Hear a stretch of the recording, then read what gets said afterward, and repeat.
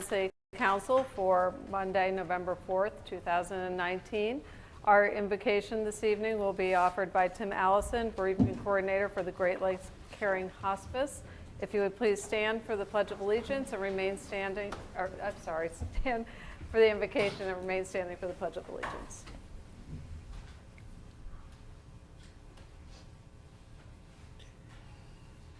Dear God, we humbly bow before you and ask for wisdom. We seek wisdom beyond our own. And as we seek that wisdom, we also seek your compassion and justice. May all that we do this evening reflect that desire and hope. Amen. Amen. I pledge allegiance to the flag of the United States of America and to the republic for which it stands, one nation, under God, indivisible, with liberty and justice for all.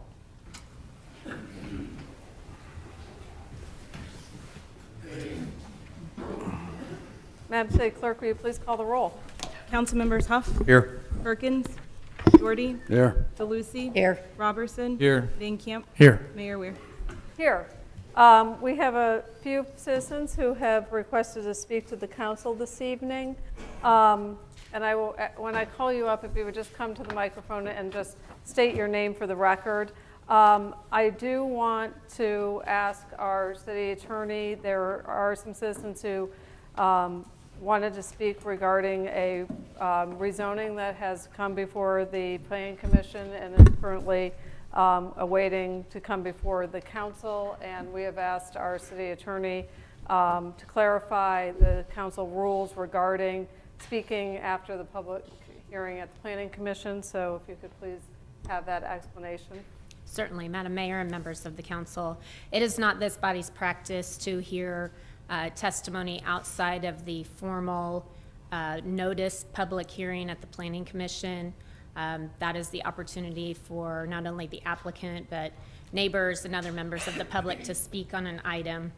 There is a protest petition process that can happen if there are people who are opposed to an application, and that time period is spelled out in the statutes in our zoning ordinance as well. So again, it's not this city council's practice to hear additional testimony than when the item reaches the city council. Okay, so therefore, because it is in violation of our council rules, we will not be hearing citizens' comments tonight regarding that rezoning. Madam Mayor, Yes? I move to suspend the rules to allow the citizens of this community to address their elected officials on the Van Trust rezoning. Second. It's been moved and seconded. Is there any discussion? Madam Mayor, this council 3 years ago adopted the rule that the city attorney just talked about that prevents people from addressing this council. Prior to 3 years ago, people were allowed to address their elected officials on any subject so long as they remained within the time limit. 3 years ago, this council moved and amended the rules. I disagreed with the amendment 3 years ago. There is a big difference to a citizen when they want to address their elected officials versus talking to a planning commission member. And I do not believe this council or any council can deprive a citizen of their right to address their city council. For that reason, I want this council to re-look at this rule and suspend the rule and allow these people to talk about this project that affects the Little Blue Valley. Thank you. Okay. Are there any other comments? Hearing none, please call the roll on the motion to suspend the rules. Councilmembers Huff. No. Doherty. No. DeLucy. Yes. Robertson. Yes. Van Camp. No. Mayor Weir. No. Motion fails. Our next citizen is Jack Moran, who wishes to speak about East 31st Street South. Mr. Moran.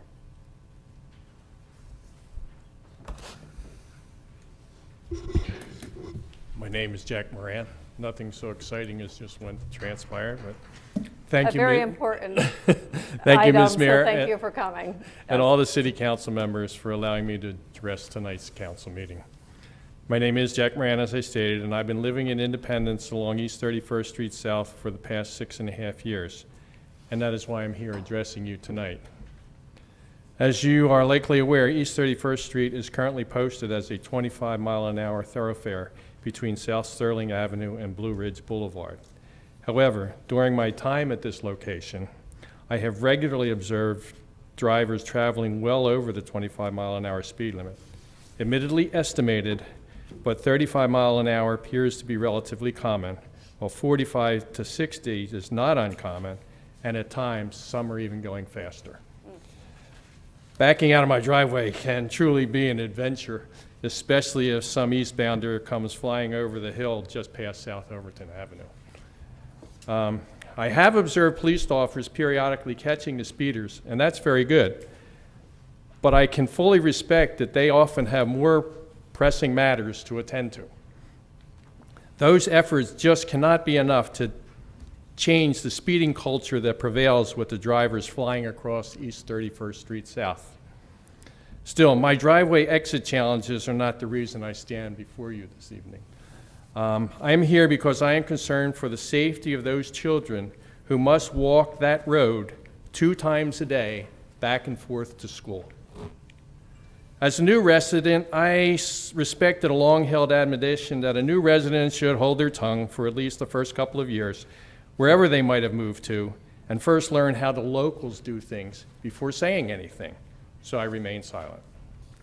Now, having watched a new school, Castle Elementary, erected at the corner of South Hardy Avenue and East 31st Street South, plus having witnessed some close calls, if not near misses, between cars and kids, I felt I had to say something. Pretty flashing yellow lights have been installed near the school, only their posted 25 mile an hour when flashing signage might be interpreted to indicate that the already posted 25 mile an hour road speed may no longer apply if the new signs are not flashing. Nonetheless, speeding is still a problem on East 31st Street South. I do think you all know that, but what can be done to protect the children? I gather from a few of my neighbors, sidewalks were promised to them back as far as 60 years ago, but they never happened. So I'm guessing the sidewalks are no longer an option, though South Hardy Avenue does have them, running from East 31st Street South past Nolan Middle School and Corte Elementary to Westport Road. Nevertheless, it is the safety of the children that is most important.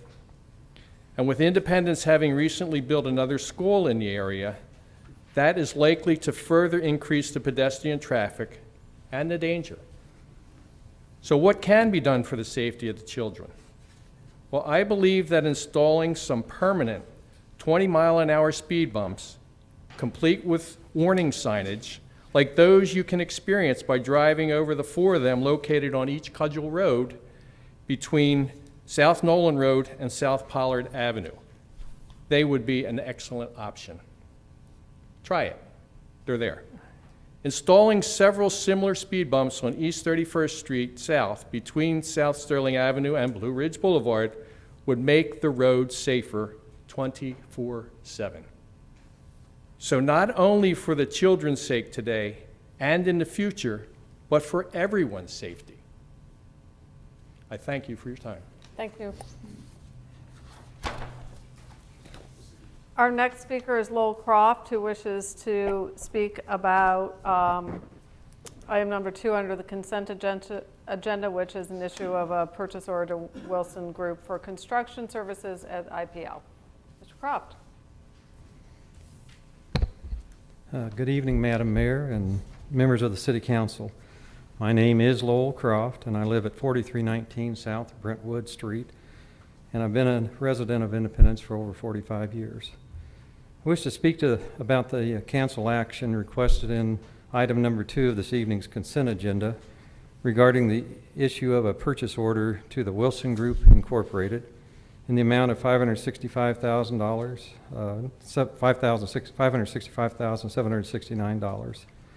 for construction services related to the IPL Primary Operations Control Center room. I have several concerns regarding this request. First, the city is still waiting for the final report from the Southwest Power Pool regarding approval of replacing the Blue Valley Power Plant with a contract for capacity from Onetta.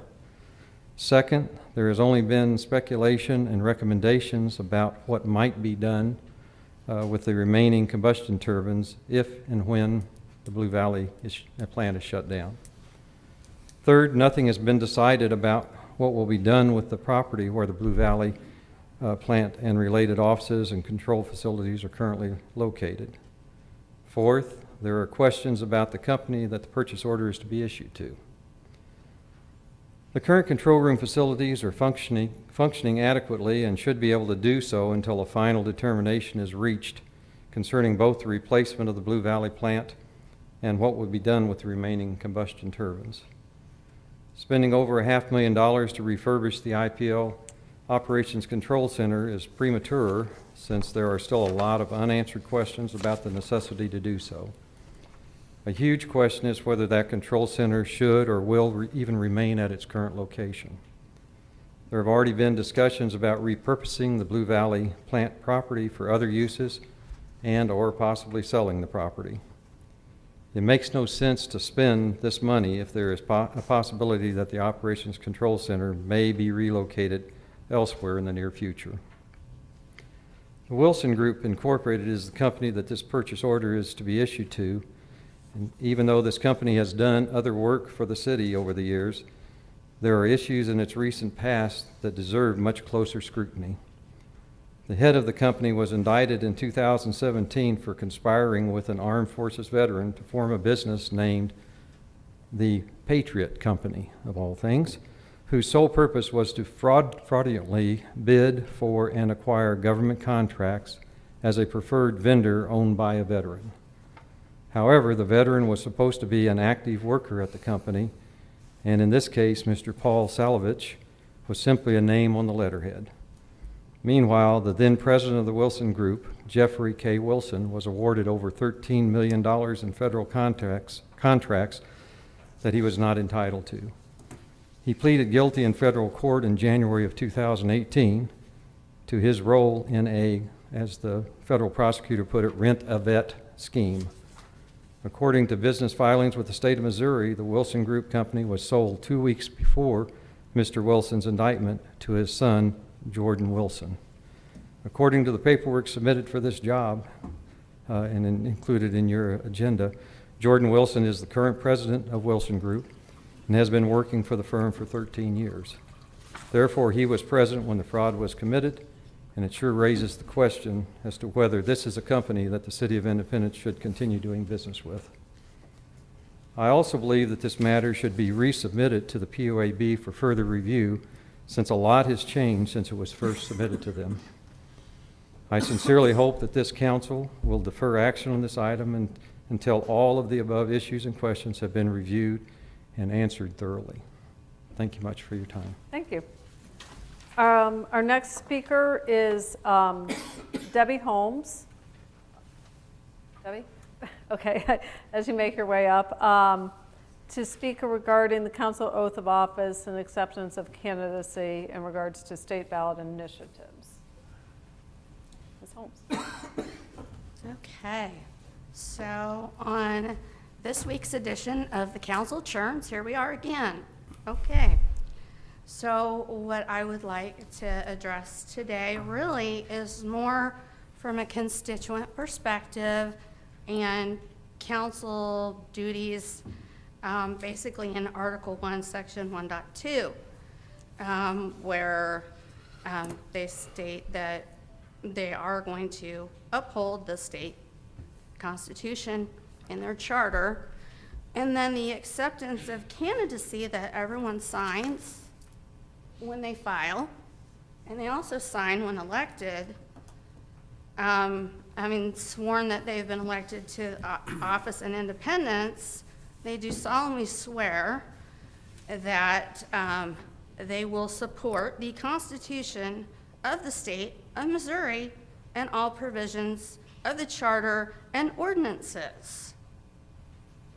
Okay, so I would consider that registered voters' votes from 11/6/2018, last November, from District 1, 2, 3, and 4, that were signed off by the Missouri State Secretary of State's office, would constitute something that's been signed into Missouri law.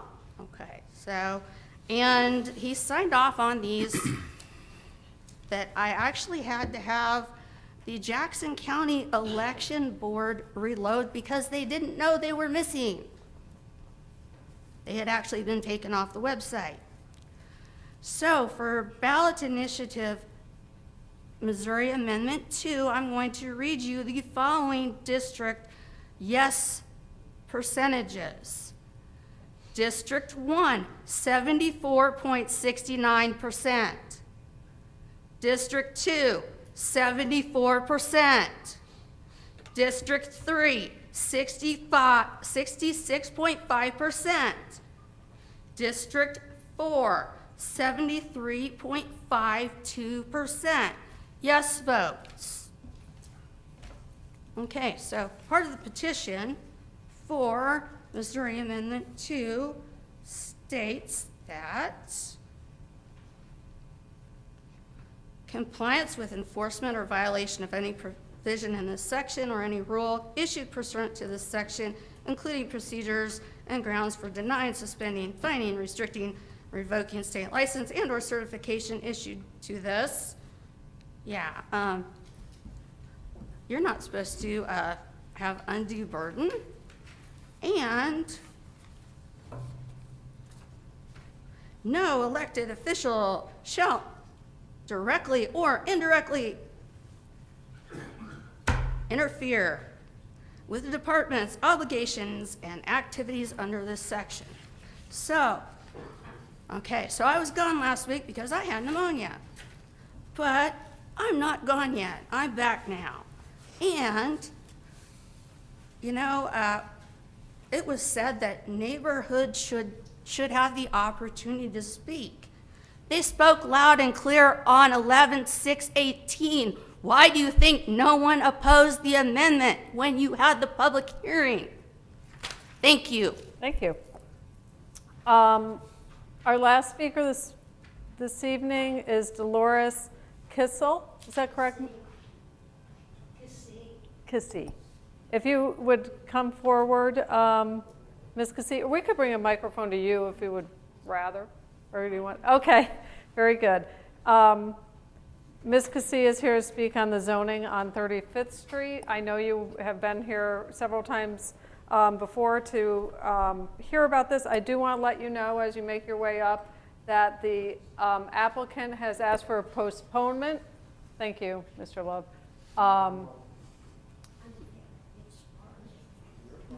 I'm the applicant, by the way, for sure. Oh, okay, thanks. Isn't he a sweetheart? That they've requested a postponement, which we'll be voting on this evening. Yes, ma'am. But I wanted, since you are here, to give you the opportunity to speak. You want to pull the microphone down a little bit? I'm Do that, Dolores Mike? Christine, and I live at There you go. 9720 East 35th Terrace South. Now, they want to rezone this, but All in One and Mr. what's his name that owns our park now, we don't know what they're doing. And we are concerned for the simple reason they have humongous meetings over there. Friday morning, they had an old truck that they brought in and put in their yard for show.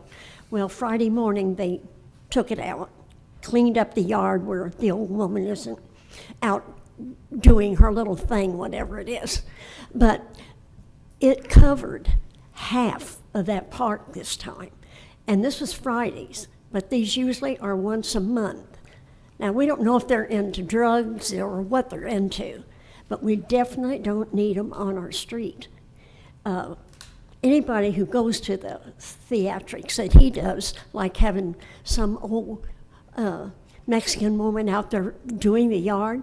So they have gone so far as to take and hang wash on the lawn furniture in front of the house. What his point is, I don't know. But I guess he knows that I look every time I go by. So, but he's always putting on a show, which, why would you do that? It's pointless. I don't know why you would do that. And then you have your meetings, but they don't include us in the neighborhood. Just like this last time, there must have been 25 or more cars. And that was early. Usually they have them late. This time they had them on early Friday morning, which at that time they had moved the old truck that they had sitting out there for show. But we don't know what they want. We don't know what they're doing. But we do know the two are connected. And why have all these cars? Why have these secret meetings? You know, they're not for the neighborhood. The neighborhood's not invited to this. This is all a little play. But the thing of it is, how dangerous is the play? We live, one block off of 40? We know there's drugs and all this down there. But it doesn't seem to cross over to us, and that we don't cross over to them. They don't bother us. Nobody does until now. And we can't figure out just why that you would have all these weird meetings and things like this. We're not talking about one or two, you know, we're talking about a whole platoon of cars out there. That's not real. There is something wrong with this. And I mean, I can't go and say, hey, what is with you? I tried to be nice when he first came. I asked him about the park. And he just blew me off. He said, well, I just might have some of my friends from, I think he said Boston or someplace. He said, I just might build them a house down here or something. And I said, well, is this a sealed deal you own? He said, I've already been through all the channels. It's mine. So I left. I mean, you know, how rude can you get? So, but the concern is really, I brought some people tonight. They live up the street too. And we don't know. But when you have that many unknown cars, unknown people, you have to wonder what their deal is. And I don't think it's good. So, and we don't want them there to bring in more trouble and things like this. So that's the reason we're asking that you don't do this, okay? Okay, thank you. Okay, thank you. Thanks for coming.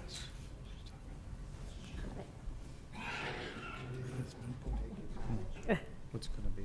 Okay, that concludes our citizens' request this evening. We do have a presentation resolution on our Employee of the Month. Madam City Clerk. Whereas the City Employee Recognition Program recognizes outstanding performance by employees of the City of Independence, and whereas an employee committee selects the Employee of the Month for exhibiting the qualities and ideals that best represent public service. Whereas the Employee Recognition Committee has selected David Dickerson, Property Maintenance Officer with the Community Development Department, as the Employee of the Month for November 2019. Okay, I'll entertain a motion for approval of the resolution. I move approval. Second. It's been moved and seconded. Is there any discussion? Hearing none, please call the roll. Councilmembers Huff, Yes. Doherty, Yes. DeLucy, Yes. Robertson, Yes. Van Camp, Yes. Mayor Weir. Yes.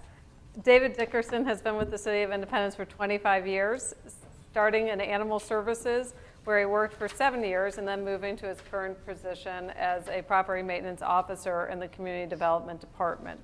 David says what he likes most about his job is the people he works with.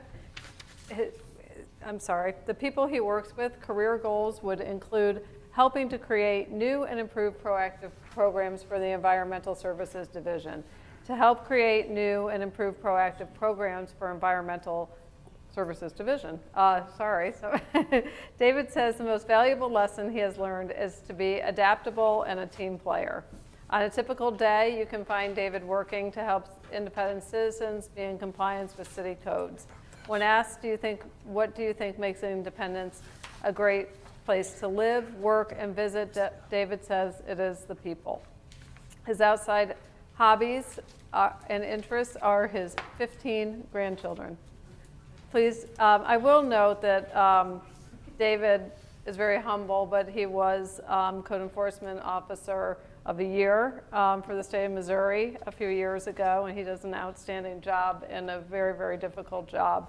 So please join me in recognizing David Dickerson as the November 2019 Employee of the Month.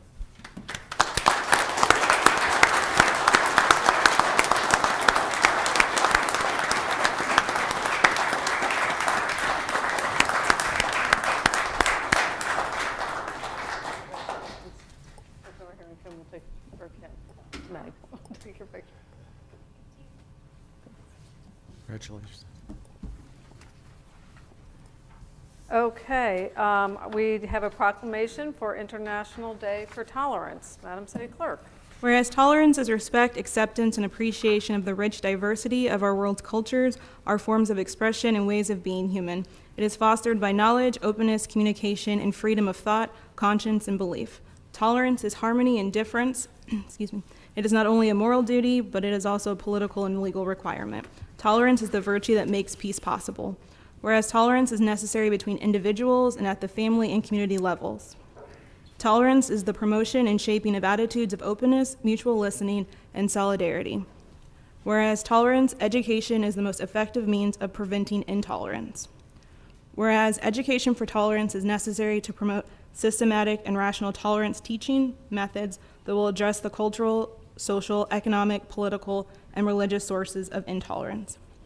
Now, therefore, Eileen N. Weir, Mayor of the City of Independence, hereby recognizes November 16th, 2019, as International Day for Tolerance in Independence, Missouri, and call upon the people of Independence to generate public awareness and emphasize the dangers of intolerance and react with renewed commitment and action in support of tolerance, promotion, and education. Okay, thank you. Is Chief Halsey going? Okay. Chief Halsey is going to come and accept this proclamation. Thanks, Chief. Appreciate it. Thanks. Okay, this brings us to our consent agenda. Before I call for the motion to approval, Mr. City Manager, you had asked for consideration to remand item number 2 back to staff. Would you like to speak to that? Yes, Madam Mayor, members of the council, sent you an email this past Saturday requesting that item number 2 be remanded. This past Monday, a week ago, the council sent the presentation regarding the Blue Valley Power Plant closure back to the PUAB. That meeting is happening this Thursday. So in light of that, I would ask that this item, which had been teed up in concert with that presentation, also be remanded pending some of the decisions made about the future of the facility. Okay. Are there any questions? I would need a motion to remand number 2 back to staff. I make that motion. Second. Second. Okay, it's been moved and seconded. Is there any discussion? Hearing none, please call the roll. Councilmembers Huff, Yes. Doherty, Yes. DeLucy, Yes. Robertson, Yes. Van Camp, Yes. Mayor Weir. Yes. Motion passes. Now, Mr. Mayor Pro Tem. Madam Mayor, I move to approve the reports and recommendations of the city manager. Second. It's been moved and seconded. Are there any items any council member wishes pulled for separate consideration? Okay, hearing none, please call the roll. Councilmembers Huff, Yes. Doherty, Yes. DeLucy, Yes. Robertson, Yes. Van Camp, Yes. Mayor Weir. Yes. Consent agenda passes. This takes us to our regular agenda and our 2 public hearings we have this evening. We have received a request to continue case number 19-100-09, which is the rezoning for the property located at 9701 East 35th Street to the December 2nd City Council meeting. This is at the request of the applicant. I would need a motion for approval of the, to continue case 19-100-09. So motion. Second. Been moved and seconded. Is there any discussion? Hearing none, please call the roll. Councilmembers Huff, Yes. Doherty, Yes. DeLucy, Yes. Robertson. Yes. Van Camp, Yes. Mayor Weir. Yes.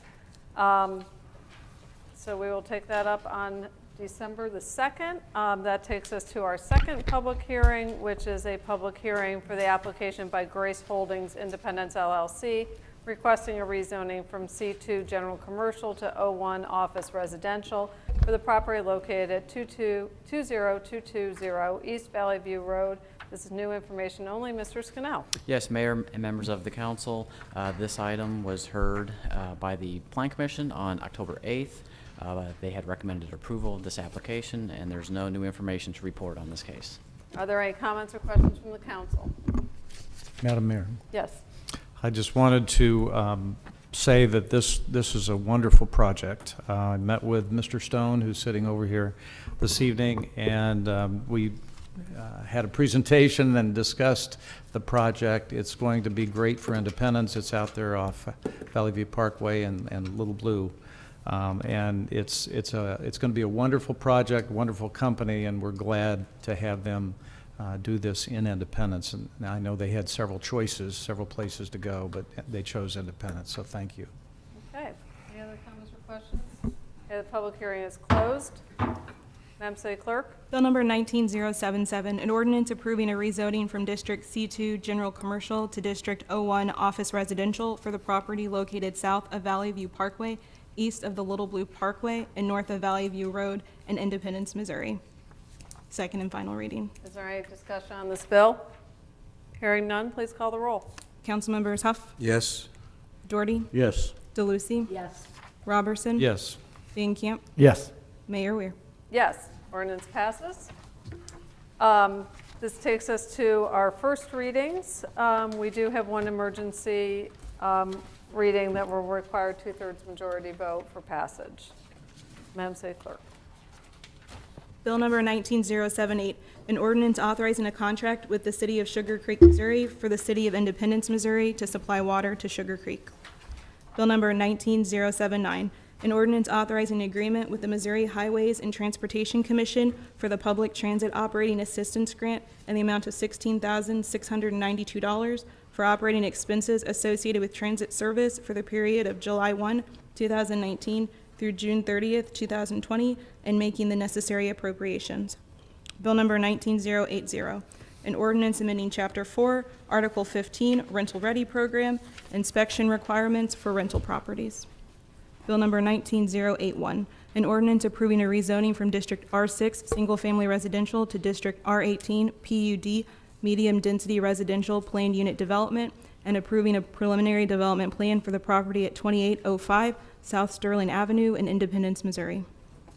Bill number 19510, an ordinance authorizing an agreement with the Communications Workers of America, Local Union 6360, for the term of July 1, 2019 through June 30th, 2023, and declaring an emergency. Bill number 19510, an ordinance authorizing an agreement with the Communications Workers of America, Local Union 6360, for the term of July 1, 2018 through June 30th, 2023, and declaring an emergency. Second and final reading. Is there any discussion on this bill? Hearing none, please call the roll. Councilmembers Huff, Yes. Doherty, Yes. DeLucy, Yes. Robertson. Yes. Van Camp, Yes. Mayor Weir. Yes, ordinance passes. This takes us to council member comments. I'll start on my right with Councilmember Doherty. Thank you, Madam Mayor. Nothing this evening. Councilmember Huff, Nothing this evening. Councilmember DeLucy, Nothing. Councilmember Robertson. Thank you, Mayor. Just wanted to say something about the study session last week and the deferral of our discussion about the closure of the Blue Valley plant. I know it's set to come before, I guess, this week, the PUAB, and I appreciate the examiner's expression in the paper of a lot of that report. So the public already got a lot of that information out there. I would hope that we could make a decision fairly rapidly within the next few weeks about setting the date for the closure of Blue Valley in anticipation of our report from Southwest Power Pool. My other concern is the employees, and I think by setting the date, we also then need to move into the process of transition for some of those employees out there, and I hate for that to be strung out, and them to be in limbo and not know what's going to happen. So I would urge the council, as soon as the PUAB meets, maybe within the next week or two, that we consider bringing this back before the council, either at our study session first or at least a council meeting. So thank you. Okay, thank you. Next.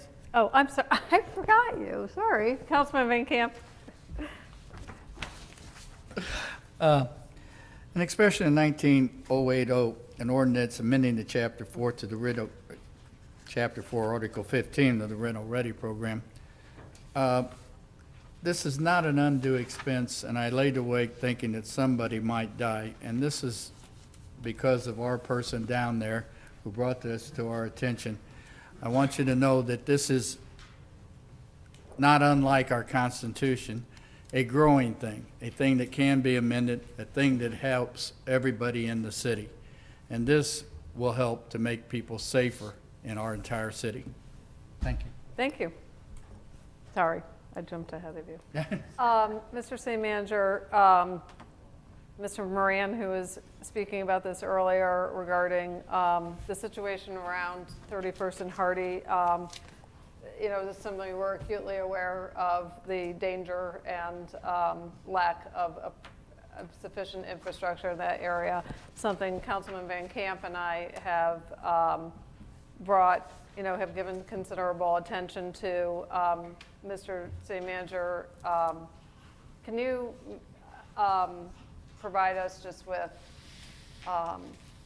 the assessment that you have to date about this and what our future plans are for that area? We're thrilled that there is this beautiful new elementary school there. There's tremendous growth in that area, which is wonderful for our neighborhood, but it is posing increased safety concerns. Certainly. So it's a concern that's obviously been brought to many of you on the council, and one that we've spent some time looking into. There's a lot of challenges over there beyond just the sidewalks. We need to relocate some of the storm infrastructure, their stormwater infrastructure, acquire easements, et cetera. But because of the nature of the challenges over there, particularly with the school, we're looking for what I would call some stopgap measures to put in place to help do traffic control and to help address particularly during the school hours of pickup and drop-off times, so that we can make sure that safety concerns are addressed. Those would be more temporary in nature as we work through those. Longer term, obviously, we need to work to address the infrastructure in this area and make sure it's equipped to handle the growth that we're experiencing in that part of town. Okay, thank you very much. It's something we'll keep working on and you know, work with a more permanent solution. So thank you. Is there anything else this evening? I do need to make one quick announcement. I see my friend, the Chapter 1 Loggers President, Bob Sorensen, over there. Back in September, this council unanimously adopted some amendments to our retiree health insurance program, and that was tremendous. It did require us and has required us to go back and take a look at our current budget for this fiscal year that began July 1st to close the gap between what was submitted in the budget and the great compromise that we reached. We are bringing that amendment to the council on December the 2nd for a vote of this body. We are currently in open enrollment for both our employees and our retirees, and I just want to reaffirm that that deal that we were able to reach with our retirees was tremendous. It's not one that will see any deviation. It's incumbent upon us as a staff right now to try to figure out how we close the budgetary gap mid-year in a way that's least disruptive to our workforce and to our citizens in this community. But we are close to wrapping that up, and we'll have an amendment for the council to vote upon on December the 2nd that will not impact the retiree health insurance plan.